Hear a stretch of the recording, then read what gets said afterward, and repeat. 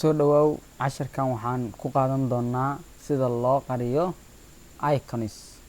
iconiska desktopka saaran programmadan desktopkayga saaran oo ku camiran qaabkee loo qariyaa qaabkeesa loo soo bandhigaa how to hide icons and how to show icons sida loo qariyo iyo sida loo soo bandhigo shaashadeeda nadiif ma ka dhigi karaa yes you can waxaa sameynaya marka aad rabtid in iconskan ka qarsatid shaashadaada oo shaashadaada nadiif ah oo cad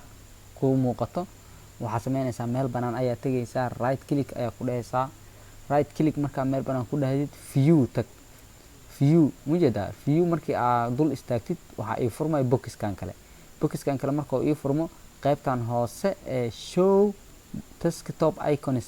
ee tagta saaran ayaa click siinay si aad tagta ugu qaado oo u qariyo click markii aan siiyo waxaa